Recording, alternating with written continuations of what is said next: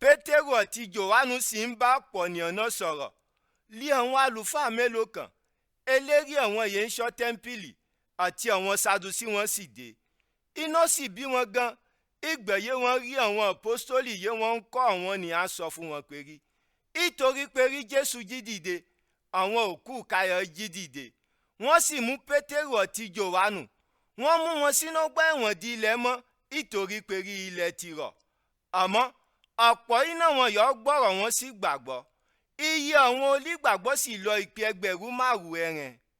Ìjọ èkejì, àwọn ọ̀gá àwọn Júù, àwọn àgbààgbà Júù àti àwọn yẹn kọ́ wọn ni ó fi péjọpọ̀ ìlú Jerúsálẹ́mù. Eléri àlùfáà àná wọ ibẹ̀. Káífà, Jòhánù, Alẹ́sándì àti gbogbo ènìyàn ìdílé eléri àlùfáà. Wọ́n sì sọ fún wọn lọ mú Pétérù àti Jòhánù wọ iwájú wọn. Wọ́n sì béèrè ọ fún wọn pé rí. Àṣẹ àbí orúkọ lè ṣe fún ṣeun yẹ ṣe. Pétérù sì kún fún ẹ̀mí mímọ́, a sì sọ pé rí. Ẹ̀yin ọ̀gá ìlú àti ẹ̀yin àgbààgbà, ẹ̀ ń béèrè ìbéèrè ọ̀fọ̀ ní èní ipa dáadáa yẹ ṣe fún ọkùnrin arọkàn àti ìpòṣe sírí ìwòsàn.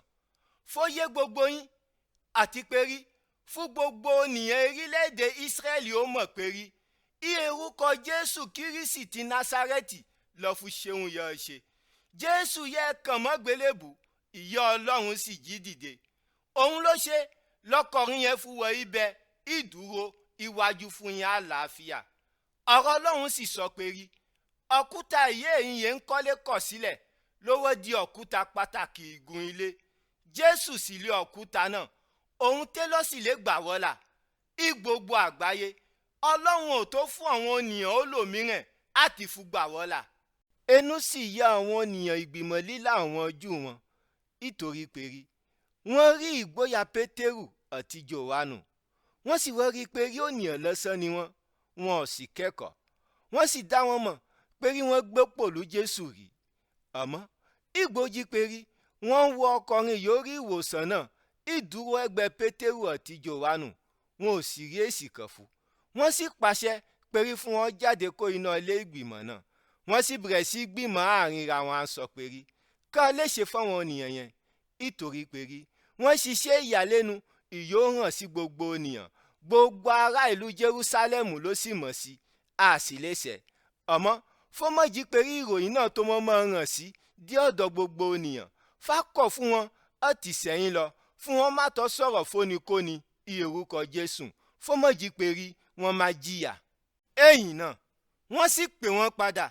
A sì kọ̀ fún wọn pátápátá fún wọn má tọ́ sọ̀rọ̀ àbí ṣẹ̀kọ́ orúkọ Jésù. Àmọ́ Pétérù àti Jòhánù sì dá wọn wá sọ fún wọn pé rí. Ẹ̀yin náà wò ṣọ́ dá ojú Ọlọ́run pé rí fágbọ̀ràn fún yín àbí fágbọ̀ràn fọlọ́run. Fọwọ́ a lè dákẹ́ rí wọn yọ fojú rí àti yọ fetí gbọ́. Ẹ̀yìn yẹn wọn tó kì wọ́n ìlọ̀ wọ́n sì fún wọn sílẹ̀. Ìtorí wọn ò rí ìdí kan yẹn wọn lè fùfú yà jẹ wọn. Ìtorí pé rí gbogbo ènìyàn ní yin Ọlọ́run fún un yọ ṣẹlẹ̀. Ọmọ ọdún 40 ó lé ọkùnrin yóò rí ìwòsàn ọ̀nà ìyàlẹ́nu náà.